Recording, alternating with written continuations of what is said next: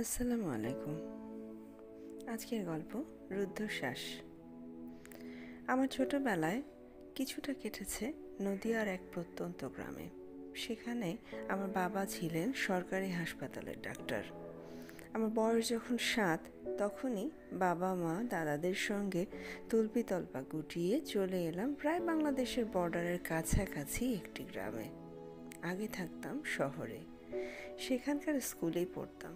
হঠাৎ করে সব ছেড়ে এই গণ্ডগ্রামে এসে পড়াটা আমি না দাদা কেউই মেনে নিতে পারিনি।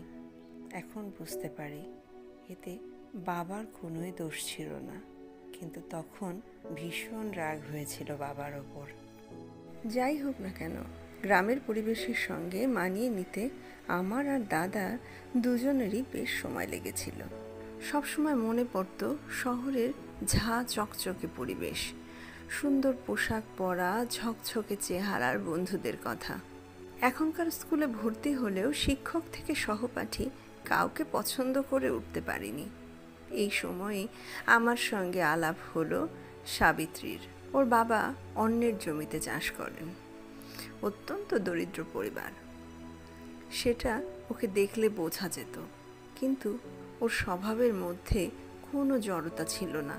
খুব তাড়াতাড়ি আপন করে নিত সবাইকে। আমি তখন ক্লাস 3 আর দাদা 8। সাবিত্রী আমার ক্লাসে। হওয়ার কথা ছিল না, তবুও কিভাবে যেন ওর সঙ্গে বন্ধুত্ব হয়ে গেল খুব।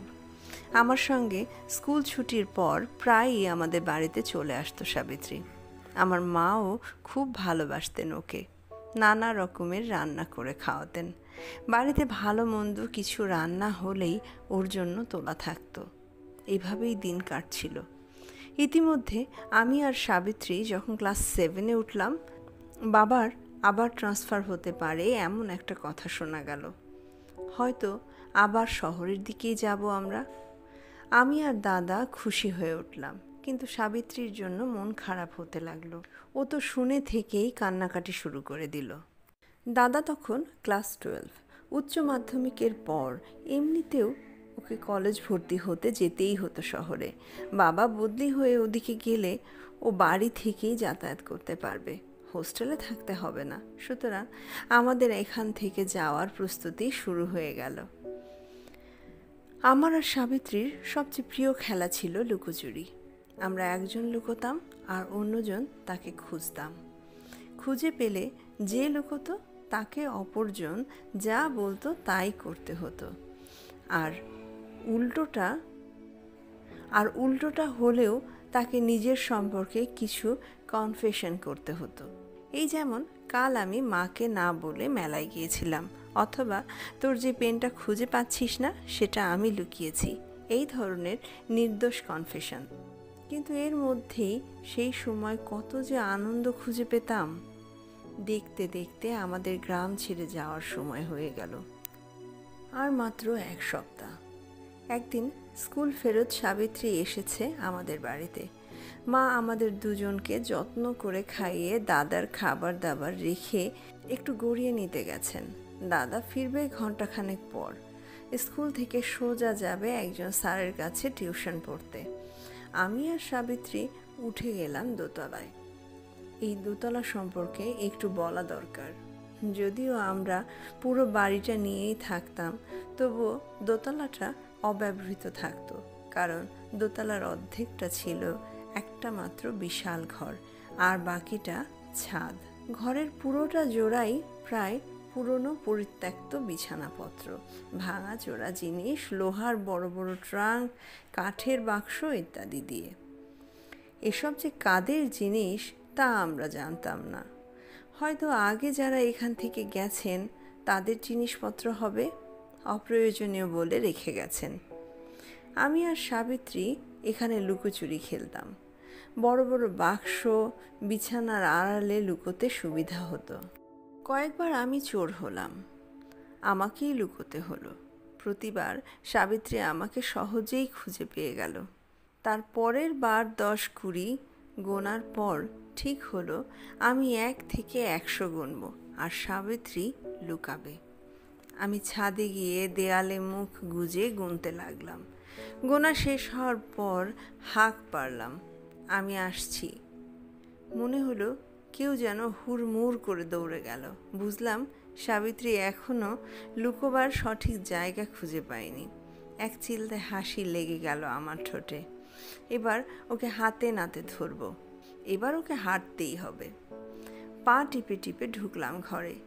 সাধারণত যেসব জায়গায় আমরা লুকাতাম সব জায়গা তন্ন তন্ন করে খুঁজে ফেললাম। কি আশ্চর্য, সাবিত্রী যেন ভ্যানিশ হয়ে গেছে। একবার ভাবলাম ও নিচে লুকায়নি তো, কিন্তু সেটা তো খেলার নিয়মের বাইরে। কোথাও থেকে একটা চাপা একটানা কক কক শব্দ ভেসে আসছে। স্তব্ধ দুপুরে হয়তো কোনো নিঃসঙ্গ পাখি সঙ্গীকে ডাকছে।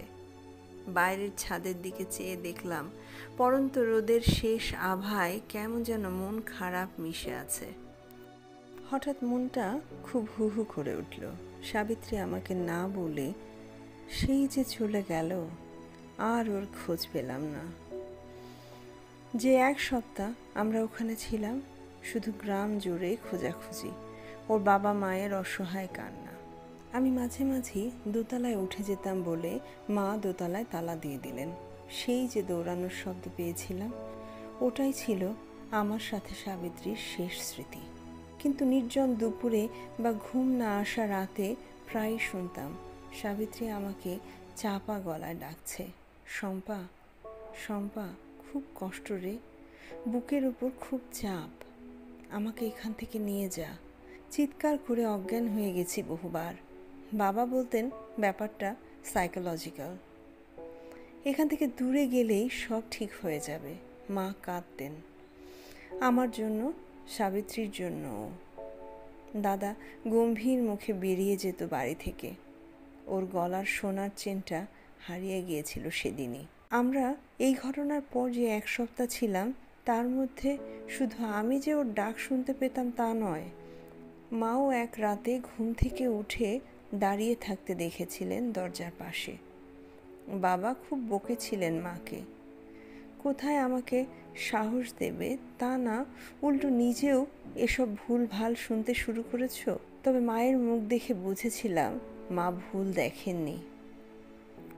এরপর আমরা চলে যাই শহরে। দাদা ভর্তি হন নামি কলেজে, আমি একটি ভালো স্কুলে। বাবার কথাই হয়তো ঠিক, শহরে আসার পর থেকে সাবিত্রীর গলার আওয়াজ পাওয়াটা আস্তে আস্তে বন্ধ হয়ে গেল। কিন্তু এক নতুন উপসর্গ শুরু হলো দাদার। ঘুমের মধ্যে মাঝে মাঝেই বোবায় ধরত ওকে। ডাক্তারি মতে স্লিপ প্যারালাইসিস। ডাক্তার যাই বলুন, সে যে কি কষ্ট তার চোখে দেখা যায় না। সারা শরীর অসাড় হয়ে যেত দাদার। গলা থেকে গোঙানির মতো শব্দ বেরোতো। শব্দটাও অদ্ভুত, কক কক, যেন সাপের মুখে পড়া ব্যাঙ। চোখ দুটো বন্ধ অথবা হাত পা টান করে যেন কোনো অদৃশ্য শক্তির সঙ্গে লড়াই করতে মেতেছে ও। মিনিট দশেক স্থির হয়ে মিনিট দশেক স্থায়ী হতোই অবস্থা, মিনিট দশেক স্থায়ী হতোই অবস্থা, তারপর নিজেই ঠিক হয়ে যেত আস্তে আস্তে। ডাক্তার বলেছিলেন এরকম হলে ওকে জাগিয়ে দিতে, কিন্তু অদ্ভুত ব্যাপার হলো যতক্ষণ না ও নিজে থেকে জাগত ততক্ষণ কিছুতেই ওকে জাগানো যেত না। কিছু পরে ঘেমে স্নান হয়ে জেগে উঠত দাদা। মা স্থানীয় এক মন্দির থেকে তাবিজ এনে একটা নতুন সোনার চেনে করে ওকে পরিয়ে দিলেন, কিন্তু কাজ খুব একটা হলো না। দেখতে দেখতে কেটে গেল বেশ কয়েকটা বছর। দাদা পোস্ট ডক্টরেট করে চলে গেল ইতালি। আমি মেডিকেলের সুযোগ পেয়ে পড়তে চলে এলাম নদিয়ার একটি সরকারি মেডিকেল কলেজে। আমাদের কলেজ থেকে আমার সেই ছোটবেলার গ্রাম মাত্র 22 কিলোমিটার পথ। ঠিক করলাম একদিন যাব। সাবিত্রী বাবা মার সঙ্গে দেখা করতে খুব ইচ্ছে করছিল। একদিন কাউকে কিছু না বলে চলে গেলাম। সেদিন ঘোর বর্ষা, আকাশ সারা দিন মেঘ ঢাকা, মাঝে মাঝেই ঝরঝরিয়ে বৃষ্টি নামছে। সাবিত্রীদের বাড়ির অবস্থা আরও খারাপ হয়েছে। ওর মা তো আমাকে চিনতেই পারলেন না। কাকু মানে ওর বাবা একেবারেই চিনে ফেলে ব্যস্ত হয়ে পড়লেন। কোথায় বসাবেন, কি খাওয়াবেন সেই চিন্তা করতে লাগলেন। আমি অবশ্য ওনাকে বললাম এসব নিয়ে চিন্তা না করতে। মাটির ধুলো মাখা দাওয়ায় বসে পড়লাম। কাকুর কাছেই শুনলাম সাবিত্রীর মাও নিখোঁজ হয়ে যাওয়ার পর থেকে মানসিক ভারসাম্য হারিয়ে ফেলেছেন।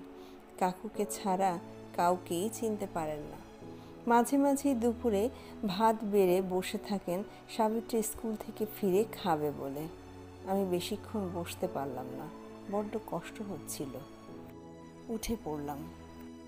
ঘরের ভাঙা জানালা দিয়ে রাস্তার আলো এসে পড়ছে কোনাচে করে। তাতেই দেখলাম ঘরের মাঝখানে দাঁড়িয়ে সাবিত্রী, স্কুল ড্রেস পরা ক্লাস 7-এর সাবিত্রী। আমি এগোতেই ও প্রথমে হাত দিয়ে ইশারা করে আমাকে থামতে বলল, তারপর আঙুল তুলে ইশারা করলো ঘরের কোণে। আমি তাকিয়ে দেখলাম ওদিকে ঢাল করে রাখা তোষক, বাক্স, বিছানা। পকেট থেকে মোবাইলটা বের করে টর্চটা জ্বালালাম। তারপর উঁচু হয়ে থাকা বিছানার স্তূপ নামাতে লাগলাম টেনে টেনে। ধুলোয় আমার সারা শরীর ভরে গেল। কাশতে কাশতেও হাত চালানো থামালাম না। একদম নিচে একটা বড় সড়ো লোহার ট্রাঙ্ক। আমার কেমন যেন একটা সন্দেহ হতে লাগলো। একটা ক্রমাগত একঘেয়ে কক কক শব্দ আমার কান যেন বধির করে তুলছে। শব্দটা আসছে নিচে দাঁড়ানো সাবিত্রীর গলা থেকে। আমি কোনো কিছু চিন্তা করার ক্ষমতা হারিয়ে ফেলেছি। বহু বছরের দম চাপা শ্বাস সাবিত্রীর বুক ভেঙে বেরিয়ে আসছে। এক টানে খুলে ফেললাম ট্রাঙ্কের ঢাকনাটা। টর্চটা ওদিকে তুলে ধরতেই একটা কঙ্কাল। এক মুহূর্তে বুঝে গেলাম ঘটনা। লুকোতে গিয়ে সাবিত্রী ঢুকে পড়েছিল এই ট্রাঙ্কে। কোনোভাবে সেটা লক হয়ে যায়, কিন্তু একটা কথা মাথায় এলো না, ট্রাঙ্কের উপর অত বিছানাপত্র চাপালো কে? ওগুলো না থাকলে হয়তো তখনই ট্রাঙ্ক খুলে দেখা হতো। আরও একবার টর্চের আলোয় দেখতে গিয়ে চোখে পড়ল কঙ্কালের হাতে চকচক করছে কিছু একটা ধাতব বস্তু। নিচু হয়ে টেনে তুললাম একটা সোনার চেন। আর চেনটা আমার খুব চেনা। কেন যে আমার একটুও ভয় করছে না। সাবিত্রী আমার একদম কাছে দাঁড়িয়ে আছে। ওর কালো হয়ে যাওয়া মুখটা, করুণ চোখটা সব আমার খুব কাছে। হাত বাড়ালাম ওকে জড়িয়ে ধরবো বলে। একটা আর্তনাদ, যেন চাপা কান্নার মতো এক রাশ গরম হাওয়া ছড়িয়ে বেরিয়ে গেল জানালার ভাঙা অংশ দিয়ে। আর আমি ছুটে গেলাম সাবিত্রীর বাবার কাছে। আমার সাড়া পেয়ে দাদা পালিয়েছিল দূর দাঁড় করে। সেই পায়ের শব্দই পেয়েছিলাম আমি। আর দম বন্ধ হয়ে মরতে বসা সাবিত্রীর গলা থেকে বেরিয়ে আসা কক কক শব্দটাকে আমি ভেবেছিলাম কোনো পাখির ডাক। নিজের অজান্তেই চোখ থেকে জল গড়িয়ে পড়ে আমার। এই শাস্তি পেতেই হবে দাদাকে। যদিও অনেক বছর ধরেই যে কষ্ট সাবিত্রী পেয়েছিল, সেই কষ্ট নিজেও অনুভব করেছিল ও। জানি না সত্যিই কোনো রোগ নাকি পাপের প্রায়শ্চিত্ত ছিল ওটা দাদার। স্লিপ প্যারালাইসিস, কে জানে। পরদিন ভোরবেলা বাবার কাছ থেকে ফোন পেলাম, গতকাল রাতে ইতালিতে দাদার মৃতদেহ পাওয়া গেছে ওর ফ্ল্যাটে। তদন্ত করে পোস্টমর্টেম হবে। তবে আপাততভাবে পুলিশ মনে করছে ঘুমের মধ্যে কোনোভাবে দম বন্ধ হয়ে মৃত্যু। বাড়ির উদ্দেশ্যে রওনা হলাম। এই সময় মায়ের পাশে থাকা দরকার। ট্রেনে যেতে যেতে ব্রিজ থেকে হাত বাড়িয়ে দাদার সোনার চেনটা ফেলে দিলাম নদীর জলে। গল্পটি এখানেই শেষ হলো। নিয়ে আসবো নতুন একটি গল্প। ততক্ষণ সাথে থাকুন। ধন্যবাদ।